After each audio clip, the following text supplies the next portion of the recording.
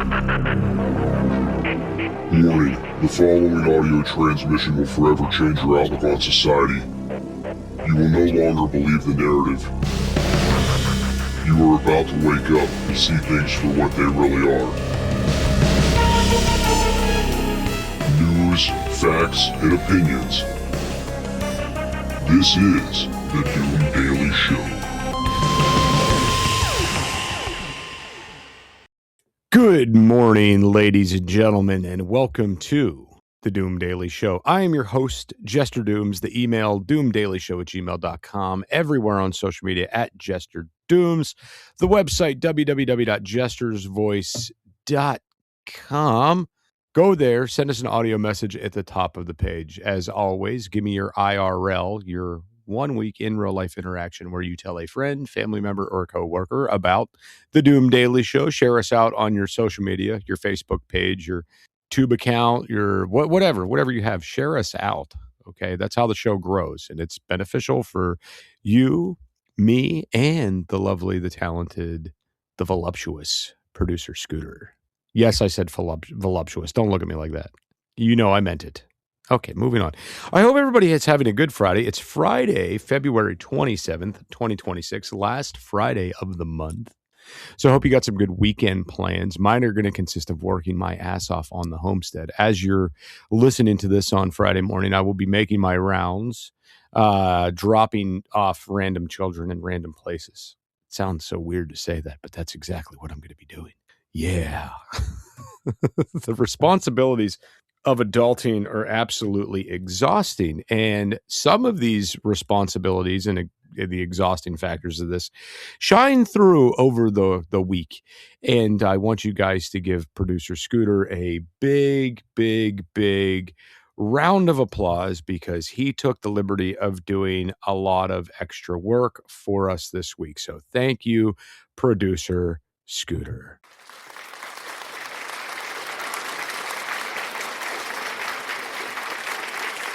Yes. He worked his happy little producer ass off for us this week while I kept having to send text messages saying, I am unable to record the show, sir. Can you help me out? And like a good producer, he did. So rock and fucking roll, man. Sitting here drinking my lovely Rise mushroom coffee. I got to approach these guys for some sponsorship. I drink way too much of this shit not to be sponsored by them. So we're going to reach out. I think that's what we need to do. I hope everybody had a good week. We got a lot done this week on the homestead, and a lot had happened this week with getting some extra hours at work. Because I wouldn't even consider myself a fucking part-timer anymore. I would consider myself a fucking sometimer, right? Like that's what I would consider, just a fucking sometimer, right? So we went ahead. I believe it was, I'm trying to recount my week now. Monday, we back poured all of our concrete block with concrete. And I know I had mentioned this on the show because I remember bitching about the concrete didn't add up, and that's still burning me. We went back through and poured some additional footers to the tune of about 50 feet of extra footers, approximately. Okay. And started laying block on the additional 50 foot of footers. Started doing that. Yeah, that's what we did. So we were kind of rocking and rolling along with the house project. Also went ahead and removed all my pipes from all my holes that I made in the walls for us to pour concrete around. And then after doing this, realized that I did miss a couple of holes. Not a big deal. I can drill them later because they're smaller holes. So it's not that big of a deal, but it's still something I wish I would have done ahead of time, like had the forethought to think ahead and do ahead of time. But I didn't. You know, not all things are perfect, ladies and gentlemen. Sometimes we fuck up. And I did fuck up because I forgot to make a couple of holes. Again, not too big of a deal. But yeah, that and got to work some extra hours this week, which is good because, you know, money's, you know, we got a lot going on around here and we're not rolling in the dough. Okay. So any extra hours I could pick up at work are fantastic, but I am like at this weird crossroads of, does it make more sense to be at work making money, or does it make more sense to be at home working on these projects? And that's an argument my wife and I have been having for years. It's like, why would we pay somebody to do this job when I am physically capable of doing it, but I can't because I'm stuck at work to make the money to pay the fucking guy? Like, this is asinine. In all honesty, it's got me back with my original train of thought. Like, when we first, got up here and really started tearing into projects, I had this mentality of like, it's absolutely stupid for me to go to work right now full time because there's so much going on, right? Like, and if I'm at work full time, I'm not here to do it, which means we have to pay somebody. And typically these guys charge more than what I make. So what the fuck are we doing? Like, I'm better off working part time. And like, honestly, with the way my job's been working out lately, it's like I'm only getting shifts overnight because that's about all I can do right now. And in my mind, it's like, man, I could take more. Like, the overnight shit really doesn't affect my day-to-day operations here at the house. Like, I could really be taking more days. And it's only because it's a job that allows me to sleep at work. If I couldn't sleep at work, I wouldn't be able to do these things. And I know you're probably like, what do you mean you get to sleep at work, dude? What the fuck kind of shit's that? Well, we're in emergency services, dude. We're sleeping unless we get a fucking emergency call, right? We have bedrooms. We fucking sleep. So as long as it's not a busy night, I have plenty of energy the next day to like run around and do shit. Do you know what I'm saying? Makes a lot of sense. Anyway, yeah, I don't know. Might try to talk to the boss about like picking up some additional hours if anybody wants to have like a night off. I would be more than happy to take those. Anyway, we'll be right back after these messages. Can't get enough of Jester Dooms? Check out his other show, It's Doomsday Podcast, available on all podcast platforms. That's It's Doomsday Podcast. Back to the show. Ladies and gentlemen, welcome back to the Doom Daily Show. I am your host, Jester Dooms. The email, doomdailyshow@gmail.com. The website, go there, www.jestersvoice.com. Check it out. Leave us an audio message by hitting the button at the top of the fucking website. That would be fantastic. Don't forget to like, share, and subscribe, and give me that IRL. Okay? It's greatly appreciated. Now, I didn't know what to talk about on today's show. And producer Scooter told me, he's like, just talk about what's in your heart. Like, do we really want to do that? That might get me into some trouble. But I kind of got to thinking about it, and I like talking about the things that make me happy on the show. All right. So without any articles or anything in front of me, without any script or any news to read for you guys, I wanted to tear back into this alien thing a little bit. All right, that's kind of the first place I wanted to go with this what's in your heart stuff. So when we left off, the last episode I was talking about the aliens. I had mentioned and talked a lot about and provided good theories on why human beings didn't originate on this planet. Okay. And I know that there's a lot of naysayers out there like that says that doesn't make sense because there's a creature over here that does this one thing that we also can't do, or vice versa, or et cetera, right? But when I left off that conversation, it was, well, I'm giving you 10 examples of issues we have on this planet that another species doesn't share with us, right? Now, when it comes to, and this is kind of where I wanted to go with this, okay? When it comes to creature similarities, you can look at other creatures on this planet that have similar makeups, that share similar biology to us. And you could again see that they don't suffer all these similar ailments that we suffer. Okay. Now, I'm not going to sit here and give every single comparison on swine to humans and on apes to humans. Like, you guys are smart people. I'm sure you know a little bit about these critters watching the Discovery Channel over the years, or, school or whatever. So you can basically assimilate the differences and the similarities. You could figure that out on your own. But even creatures that have the same similar biological makeup do not share as many ailments on this planet that we do. And the one thing that I wanted to get into that I didn't have time to get into on the last show was the environmental side of this, and the reason why I don't think we originated here. Okay. So there would be a perfect world for us, and you can almost picture it. You can almost picture it, okay? Human beings are very frail. We are not as tough as other species on this planet. Like, you could watch a boar fall off a cliff, bounce a couple times, hit the ground, and get up and go. You can watch a goat take a tumble down a hill covered with rocks 25, 35, 55 feet.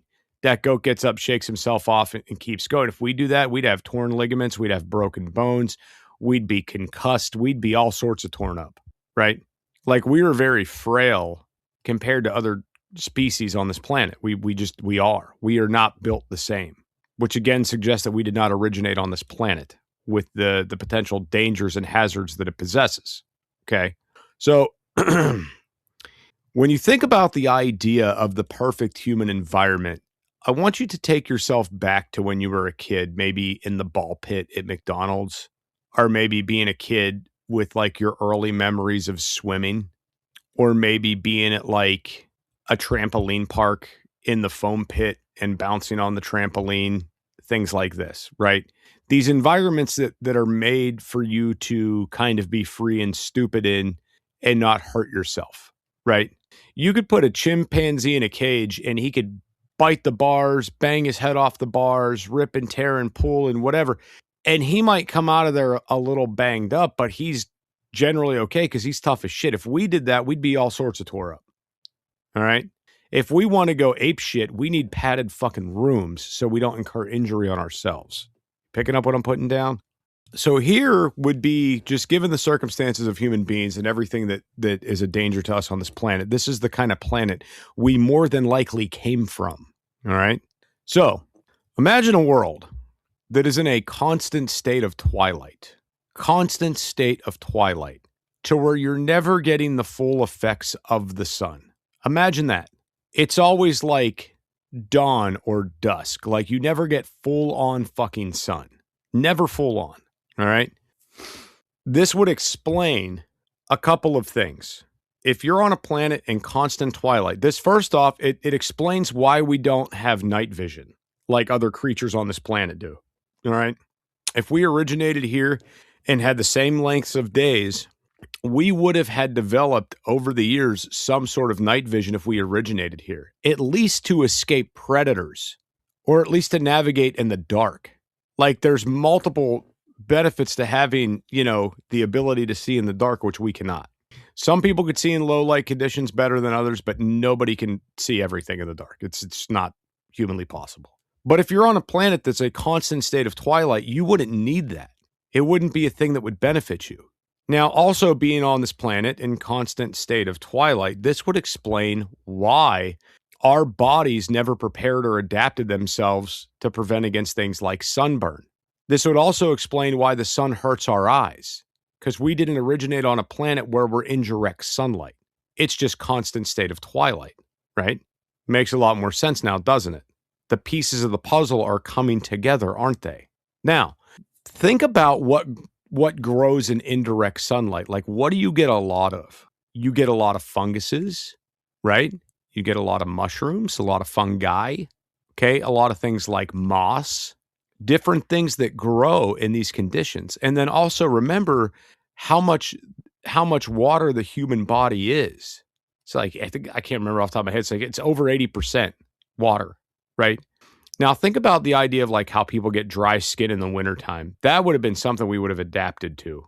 The wintertime dry skin, chapped lips, the whole 9 yards. Like, if we originated here, we should be prepared for that.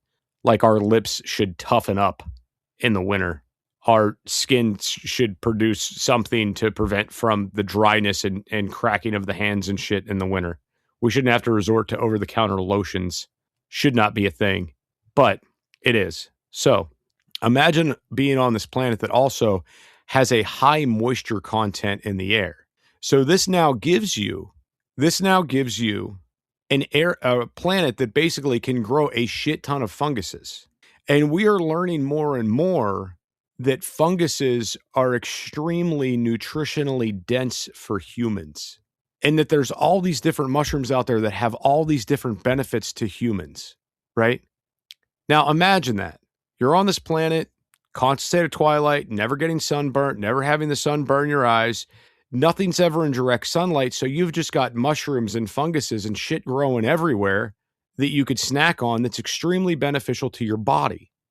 Well, this solves a lot of things. Number one, everything's probably soft and covered in moss. So this is why we don't have, padded feet or hooves, because it's soft, right? You don't need that shit.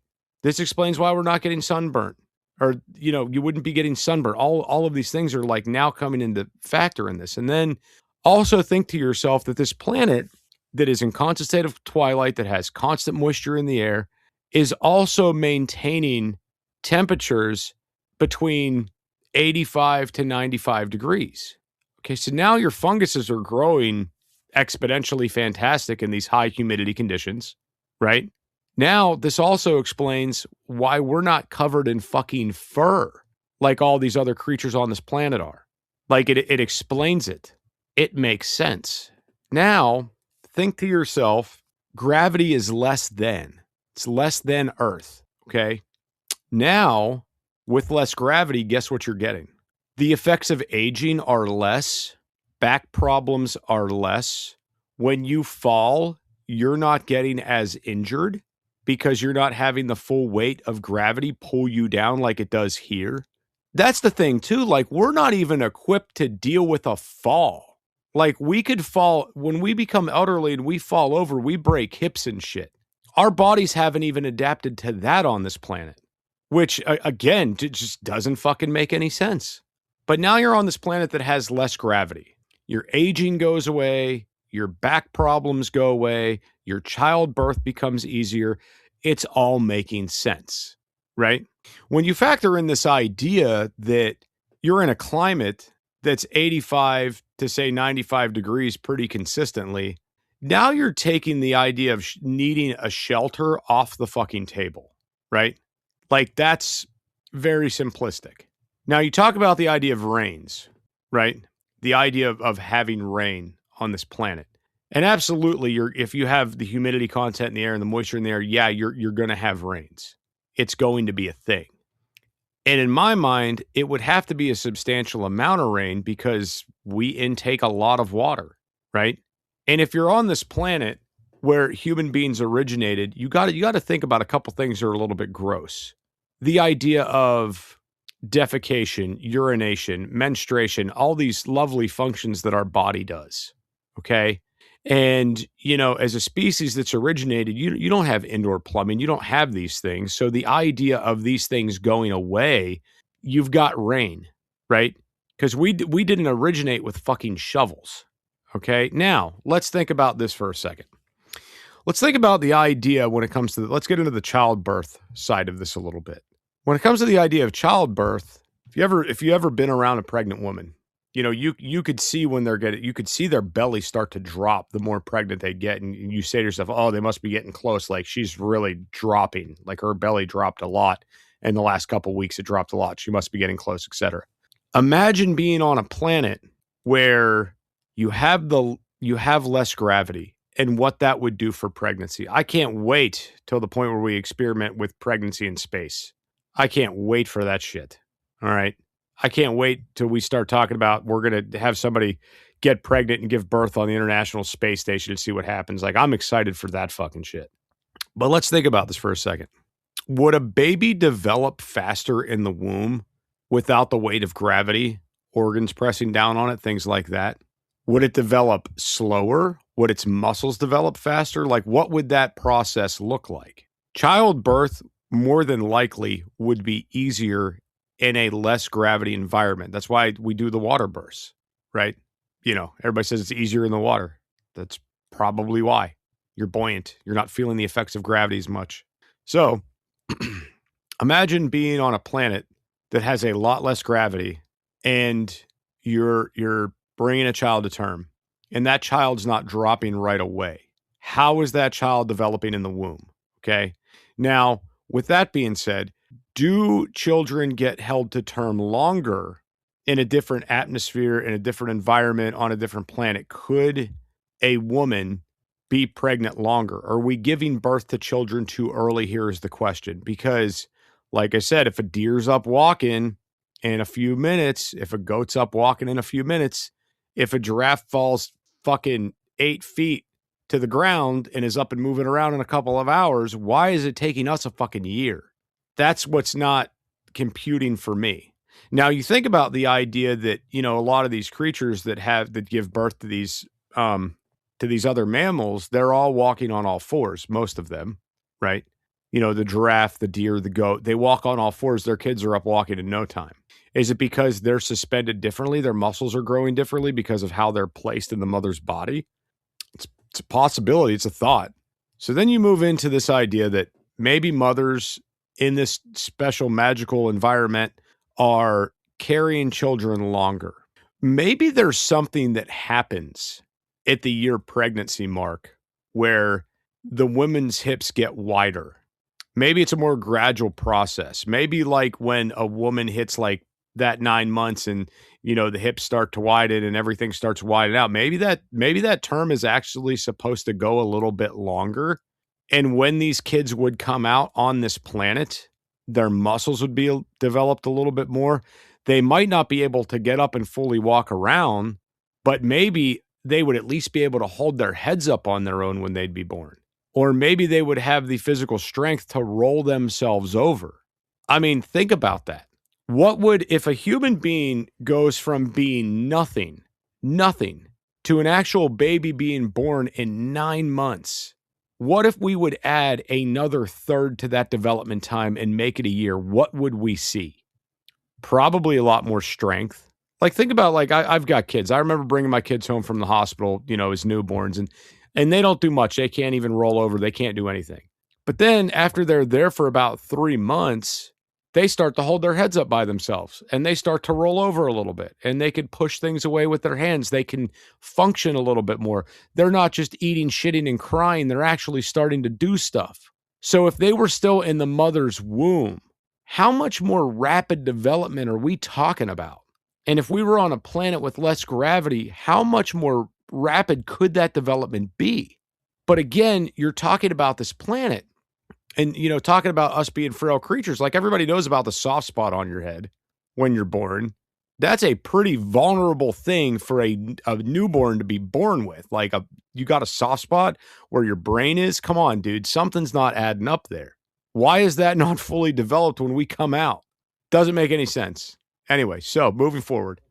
The idea of the planet being covered in moss and fungi and least gravity, you're basically in a Nerf padded room. You're in the ball pit at McDonald's. You're in the foam pit. You're in the foam pit at the trampoline park, or you're on the padded stuff at Chuck E. Cheese bouncing around. Like, that's where you are. That's your environment. This environment that if you fall down, it's not going to hurt because gravity's less and the ground's padded. And then you go into this idea that, you're talking about your main diet consisting of like fungi and different things, right? Well, that would also explain why we don't have like seriously crazy teeth. Like, not a lot of teeth for the idea of like ripping and tearing into things like an animal has. Like, we don't have a mouth full of canines, right? We have different teeth for different things. We don't have these big claws hanging off our hands for defensive purposes. So the idea on this planet that our diet could have been mosses and fungus and other things makes a lot of sense. And then there's some things on this planet that do us really good, and there's some things that do us really bad, right? Like, I could tell you right now, whatever was out there, food source-wise, had to be protein packed with protein, packed with vitamins and minerals that we need. Like, why the fuck? Does anybody else find it funny with your daily cravings you have to take supplements for the things that you fucking miss? That strike anybody as odd? Anyway, I digress. I hope maybe, if you're out there listening, this opened your eyes a little bit more to what I was previously talking about with the human beings not being from this planet. I hope I gave you a good visual of a planet that you could actually see now in your mind. This lovely planet full of, moss and low gravity and no direct sunlight and, just nice and soft ground to walk on and nice, good, 85 to 95 degree temperatures all the time. Like, I hope you could see it now, because the idea we originated here on such a harsh planet and our bodies never adapted to it, somebody's fucking lying. And that's all I got, guys. We'll be back here on Monday for another exciting episode of the Doom Daily Show. As always, like, share, and subscribe. Producer Scooter and I send you our love. If you would, Mr. Producer Scooter, please hit that button. News, facts, and opinions.